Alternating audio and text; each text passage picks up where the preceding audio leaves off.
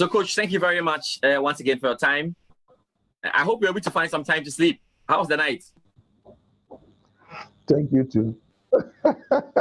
Yeah, I couldn't sleep. I slept briefly because up to 2 a.m. I was still awake. Was it that they were calling you, or you were going through how difficult the season was? Yes, calling, messages, and so many things. I had to attend to people, but you can't ignore them. The fact that they notice that you are on WhatsApp, they'll send you a message, and you have to respond. But they'll definitely know that you are there and you ignore them. So you've been managing. Until they went to bed, and I also went to bed. That's right. So let's start with the with the entire journey, the way it all started. I mean, what were the considerations before you took the job? I mean, why did you believe that this was possible? I've played in RTU before. So when I came down to Tamale, Karim Starboy contacted me. He was also an old player. I mean, who was the CEO of the club. He contacted me knowing very well that I've done this sort of job elsewhere. So I told him, you see where I am now, it will be difficult, if not impossible. But what you need to do is to speak with my registrar at the university. So the registrar, they came there and spoke with the registrar. Registrar, okay, gave them the support that they should use me for their purpose. So that was how I got into RTU back. To train them. Good. So how are you managing it? Because I know that being a lecturer can be very, very, very demanding. And I know you have been through all the universities. Of course, another day we'll talk about what you have done in the Ghana University Sports Association games and all. But I know how challenging it can be. How are you managing it? See, when you have so many things to combine, then you have to schedule your time very well so that challenge or any problem behind. So that's how I program myself. And now let's talk about the team. So how did you put together this team? Because I saw you brought a lot of young boys. You fused the team with some UDS players and all. Yeah. So when I was handled the team, I used my university players because they are very young and can run. So I decided that I'll start with them. As time goes on, then we'll bring in other players to augment it. So that was a secret. It was I took the UDS team to Nigeria for West Africa University Games and we won that tournament. That gave us the leverage that we can really perform if we put our acts well in a championship. Let's talk about the kind of challenge you had inside Tamale, because inside Tamale alone, you had two good teams like Tamale City and Steadfast FC, who gave you a serious run for your money. How was the competition in Tamale like? Yes, it was highly good in the sense that their existence really motivated us to work beyond our expectation, because they are doing well, and RTU being an old team, you don't have to relax. You also have to redouble your effort. So that was the secret. In actual fact, they really helped our cause. And you really had to push to get the stuff down. Tell me about the away travels. I realized that the away travels were not easy, even though it was competitive in Tamale, like we can say, but the away travels were not easy. Tell me about the away travels. Yes, the away travels, the challenges, were that playing against the teams there was difficult, especially in the Brown region. Was so many harassment on the officiating officials and our bench. You could not sit on the bench. At a point, you see supporters throwing water at you and all that. So you have to move out of your zone and all that. So it was not easy. Being an away team to win a match there is not an easy task. So we thrive. Well, we're resolute. And the boys were really resolute.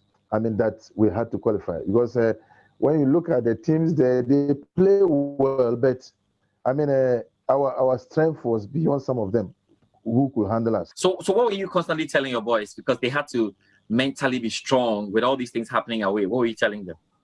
Right from the word go, our first match was in Kintampo. I told them we have gone through preseason for 8 to 12 weeks. 12 week was when we were to start, and the league was postponed. So we continued. I told them with this sort of preparation, this first match we have to win it. And indeed, we won the first match away. So that was how I was pushing them. And it was after every match or before every match, I tell you, this is a match, we have to do this. If we win it, we'll go this way. So this way, the psyche I was playing on my players, and they were moving. The final days of the season was very tough mentally. Because after Ofakatano had their points from the boardroom, we changed everything on the table. I mean, how did it destabilize you guys? It really destabilized us. But being an experienced as I am, I told them, let's work until the last hour. We shouldn't give up. We can still qualify. Even yesterday at the dressing room, like I mentioned earlier on, my assistant coach used to do. I asked him to, do the board work and what have you. But when I go, I reshape it and re-echo certain things.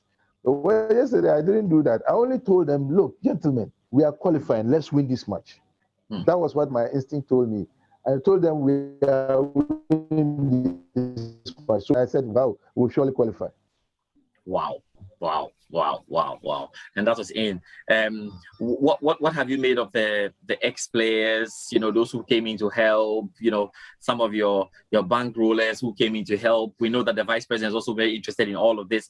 What do you make of all of that? How did that help you? Yeah, in fact, RTU as it is a club that anybody who grew up in the north cherishes. So it has been a name that exists in all the houses in the north. I mean, in the 70s and then 80s, we'll be wondering what type of RTU they are talking about. So, I mean, it's something that people want to see, and those, people who really supported the team, including the vice president, His Excellency, they were all supporters of RTU when they were here. Before they left, they were all supporting RTU, including everybody, including us, the old players who have come to assist me to do the job.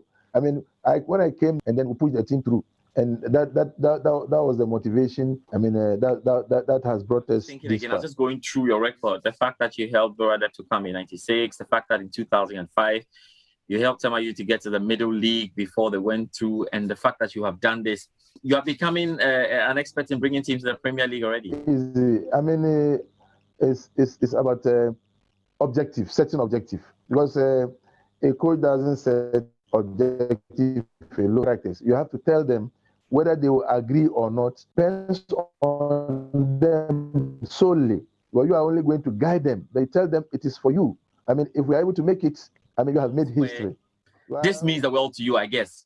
Looking at the way forward, everybody will be hoping that RTU will stay in the league, going in. What are some of the immediate plans you are taking? Yeah, for now, I mean, I understand there's going to be another championship. Yeah, okay, yeah. So we were doing scouting of some players who we feel can come and support the cause of RTU. So, I'm here to submit my report to the management. I mean, I will advise them to look for those players to augment the team that we have. So I will build a winsome team. That's good. So when you look through the season, what was your most difficult match? The difficult match we played against Nswaterman in Tamale. We drew with them there, and it was tough here. We won 3-2, but it wasn't an easy match. I mean, it wasn't an easy match at all. So when you look at the big guys who were following us, as for them, we dealt with them. We beat Arsenal 3-0 in Tamale here. BA United 3-0. It's only Bofakwa who escaped it. They were lucky to have, only concede one goal. Yeah. All the big teams, we beat them 3-3 here and drew with them at their backyards. What's the most enjoyable win? I would say against Bofakwa and Tamale, because it was a game that I was stay on top of the league until they went for those protests and then took over. Yeah, before they took over. Okay, that's good. Coach, so whilst you were playing your game against Unity FC, weren't you scared a bit that what Bofakwatano will get the result against Burkina Faso? As I mentioned to you, my instincts told me that I would qualify. Wow. So all along, my mind wasn't at their game.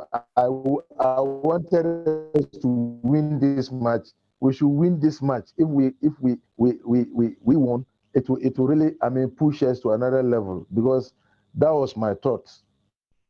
What have you made of the fans, the RTU fans? They've been all over the place. They were super, because what I heard of them, and I came down to coach the team. I didn't see. I'm not that type of person you come and bully and all that. You understand they used to bully coaches and all that and make noise. After matches, they disturb the opponents. I said, look, me, I'm a gentleman. If I come and you are doing this, I'll leave in whatever they could do. So I should think if there's going to be award for supporters, they should give it to RTU. Okay, so how are you and your team planning the celebration? You and your boys? Yes. It's some Guinea fowl movement. On Wednesday. Is it some Guinea fowl movement or? We'll meet on Wednesday at the training grounds. Before then, maybe the management would have told us whatever they have arrangement they have for us towards the coronation of the league. So how we are going to enjoy the victory. Okay, coach. Right. I have to say a big thank you to you for your time, and congratulations once again, carrying RTU to the Premier League. We're looking forward to seeing you guys do what you know how to do very best. I don't know if you have any special thanks you want to say to anyone. Yes. In fact, I want to thank those who gave me the opportunity to really to the limelight again. In fact, they did very well, because looking at my experiences somewhere, if I employ it on RTU, it will work.